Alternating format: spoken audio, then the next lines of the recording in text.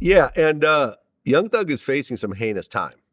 Football numbers. Yeah, easy, no, of course. Easy. Like, when I interviewed, George Sheedy, the Atlanta journalist who really knew about all this as it was coming together, he was saying 30, 40 years would not be uncommon for what he's looking at. And, when I interviewed Boosie said some real shit. He said, look, there's 28 people that are involved in this case. You can't shake a bag with 28 eggs and expect none to break. I was like, man, I don't know, bro. Once it go to trial, and I hear the evidence and see how bad it is. But like I told him, it's hard to put 28 eggs in a crate and shake all of them and none of them don't crack. They got some document that I seen, so Gossip in the City team. They already got some paperwork that some of the people are cooperating. Of course, there's already proffer agreements, which means that you could cooperate without it being used against you. Yeah. Because a lot of times they don't want the little guys that they never heard of. They want the big, they're clout chasing just like everything else, just like everybody else. So they want the Young Thug. Now, Gunna, I feel, is really being railroaded because Gunna was just, he got pulled over and that car behind him had some guns. He got a fix-it ticket for like tinted windows. But he's being given no bond. Yeah. And really what's crazy is like, look, Tekashi 6ix9ine, he cooperated against everybody. He came out with some semblance of a career.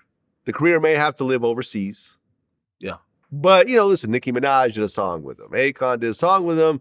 He could still do shows, even in America, and people will come because everyone kind of knew that he was just a kid that was sort of caught up in this shit. If Young Thug cooperates and comes out, I don't think. Hold on. Let's bring that back. It's 6ix9ine's my guy. It wasn't a kid caught up in this. And by the way, this is why I think they're coming to Atlanta. I think, and by the way, I just seen one today for Philly. Like the DA in Philly just called out about 10 rap gangs. Really? And 2 of those, I want to, there's a video of this. Mm-hmm. You'll know those 3 letters or whatever because it's directly associated to rappers.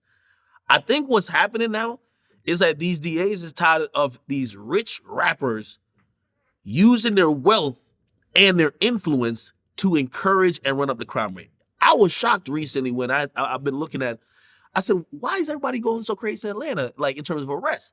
Man, the crime in Atlanta been looking crazy, man.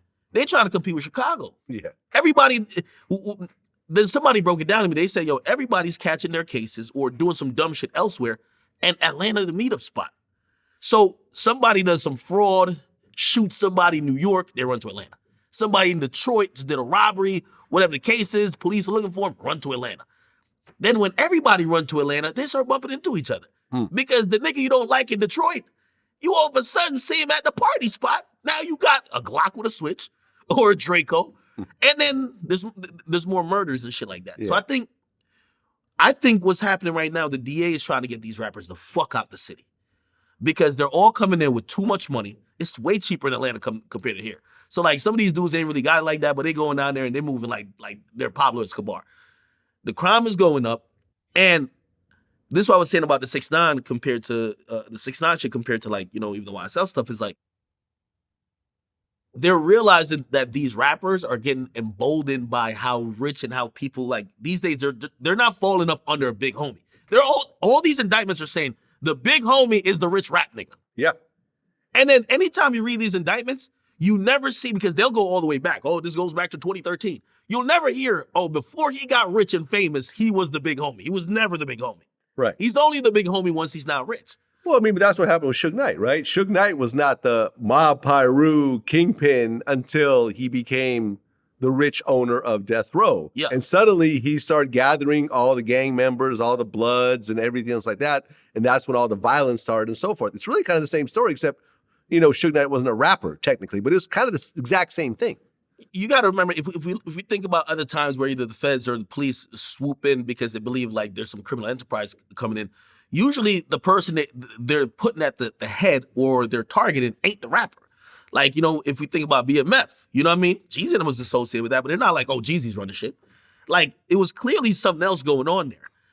Right now, they're saying that it's all the rappers doing it, which I think partly where street rap is at now, like these dudes is bringing this street shit into the music, man. They're not only inciting more beefs, they're not only continuing beefs, but they're also operating they're operating with impunity. Like nobody can touch them.